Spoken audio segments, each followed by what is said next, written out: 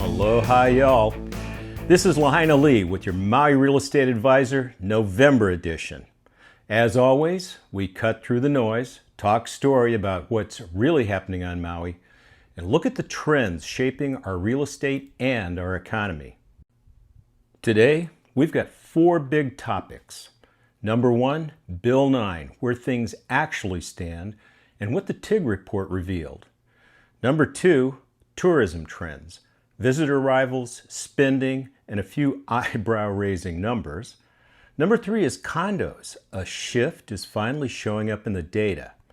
Number 4, single-family homes. Steady performance with a few important signals. Let's dive in.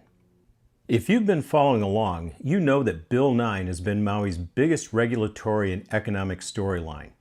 It's the proposal to phase out transient vacation rental in apartment zone districts, something that affects thousands of owners, millions in tax revenue, and the entire shape of Maui's housing market. After months of delays, political maneuvering, and thousands of pages of testimony, we finally have some real movement. The first reading of Bill 9 is scheduled for December 1st. That comes straight from a county press release and is the clearest step forward we've seen in months. Of course, the road getting there, it's had its twists. Councilmember Kama, chair of the Housing and Land Use Committee, became ill and suddenly passed away in October. Kama previously voted against Bill 9, and her absence materially changes the dynamic. The council now has until November 25th to appoint a replacement. If they're unable to agree on a replacement, the task falls to the mayor. Before passing, Kama had identified someone she hoped would take her seat, so we'll be watching closely to see whether or not the council honors her wishes. And then there's the TIG report. The Temporary Investigative Group finally released their findings, and here's the headline. Of the roughly 7,000 condo units pulled into Bill 9, the TIG recommended that approximately 4,500 should be excluded and reclassified to hotel zoning. Now, this is because of the economic and social impact phasing out short-term rental use would have, and the fact that many of these complexes have long-standing, legally established patterns of STR use. Now, the council members had some rough guidelines for which complexes would be included in excluding them from the phase-out hit list. So these included complexes that had timeshare units, leasehold units, partial hotel zoning, were located in resort areas, or were sitting inside the sea level inundation zone. Those rough guidelines were loosely applied, and there are a lot of folks who are very upset that their complexes didn't make the safe list, as I call it. The TIG did say that owners in complexes that didn't make the safe list, that felt like they should have been on the safe list, could apply for H3, H4 zoning whenever that zoning is actually created. Now, y'all know how much I love doing the numbers, so let's talk tax revenue. Because while the impact seemed blatantly obvious to everyone else, the TIG finally did the math for everyone in county government. Right now, Maui County collects just under $28 million per year from STR units. They're the highest tax category. If those units lose STR status and worst case become owner occupied, at least worst case from the tax collector standpoint, that revenue would drop to about $4.2 million. That is a massive loss of income for the county. And it comes at a time when the county is already grappling with wildfire recovery, infrastructure needs, and long-term fiscal pressure. So where does all that leave us?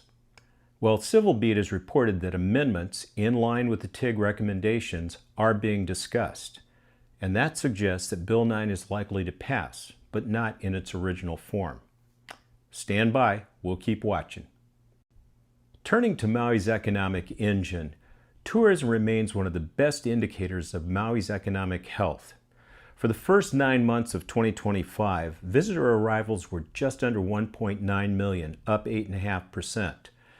Visitor spending reached $4.35 billion, up 12% from last year. September arrivals increased 11.5%, and spending for the month jumped nearly 20%. Those are encouraging numbers, but we're still below 2019 levels. So where did all those people stay, and what did they pay? Well, a lot of folks stayed at hotels where the ADR, that's the average nightly rate, average daily rate, was around $578, and those hotels were 71% occupied. The ones who stayed at vacation rental condos had an ADR of just around $490 a night, and those condotels were about 64% occupied. Now, those are the official government data. Other sources, other STR platforms, are showing the ADRs closer to $350 to $400 a night and occupancy around 50%. Now, I have to say it, those ADR numbers seem really high to me. So here's my honest question to the condo and short-term rental owners tuning in. Are you actually seeing ADRs anywhere near these levels? Drop a comment or shoot me an email. I'd love to hear from you on that. Okay. That's a lot. And all of this affects the real estate market, which is probably why you're really here. Back in August, many of us brokers started to feel a shift. We talked about it, we compared notes, but it wasn't showing up in the numbers yet. Well, now it is. So let's do the numbers. For the first time in a while, the story for condos is positive. After one of the worst months in a decade in September, sales bounced back sharply in October, going from 45 sales to 61 sales. That is the highest number in 5 months. And here's what makes it especially interesting.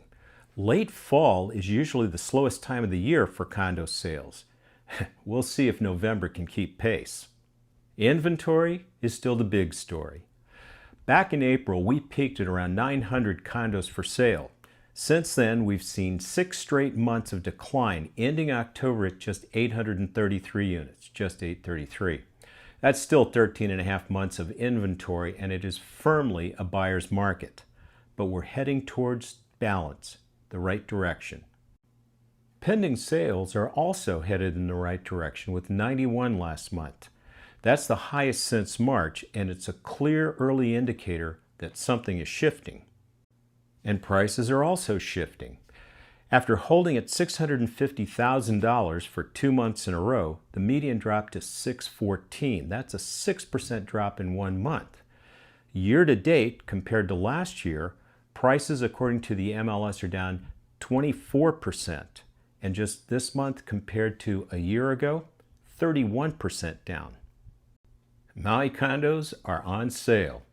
If you've been waiting for a signal, the change in the median selling price is one of the clearest signals we've seen in years. And as Dan Aykroyd used to say, but wait, there's more. The average selling price dropped about $27,000. That's down 22% year over year. And asking prices, well, sellers are adjusting. The median asking price has fallen for 3 straight months, and it's down to $799K. Buyers are looking for bargains, and sellers are starting to meet the market. That's how the transitions begin. The market for single-family homes is pretty stable. Single-family home sales, like condos, were also up in October, rising to 63 sales, up from 56 in September. Bigger picture, year over year, home sales are still down about 7%, but the month-to-month growth is encouraging. Now, Kihei led with 16 sales, Wailuku had 14, and Haiku finished with 8. Inventory remains steady at 436 active listings. Pending sales dipped from 241 to 236.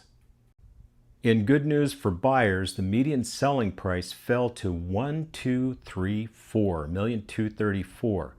That's well below the $1.3 million level that we've seen for most of the year. A drop in mortgage rates also helped to nudge some buyers off the sidelines. The average selling price fell from $176 to $1.52, suggesting that there's a bit less activity at the higher end. Home sellers are also getting the picture, as the median asking price dropped from $1,077,000 in September to $1,675,000 in October. As we head around the final turn in 2025, Maui's market is showing movement, transition, and recalibration. And don't forget, you can see the 12-month trend tables that are here in the podcast on our blog site as well. Bill 9 is headed toward its most important phase. Tourism is improving.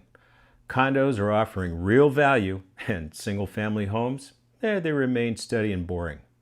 If you have questions about your neighborhood, your property value, or how Bill 9 might impact you or your condo community, reach out to me at any time. We're here as a resource for Lahaina and the greater Maui community. Thanks for tuning in. If you have comments or questions, drop them below or shoot an email to lee@alohapots.com. I answer every one. If you liked this episode, give us a like and maybe send it to someone you know who's thinking about Maui. And if you haven't already, subscribe so you don't miss a thing.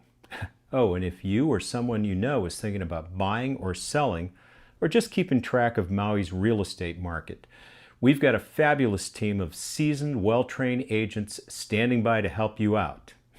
That's it for now.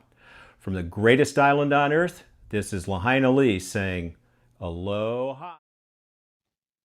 Tony Brown produced this podcast. The information provided in this podcast is for educational and informational purposes only. It's not intended as a recommendation to invest in real estate or any other financial asset. We are not financial planners, certified public accountants, or attorneys. You should consult with a qualified professional before making any financial, legal, or investment decisions. All investments carry risk, and past performance is not indicative of future results.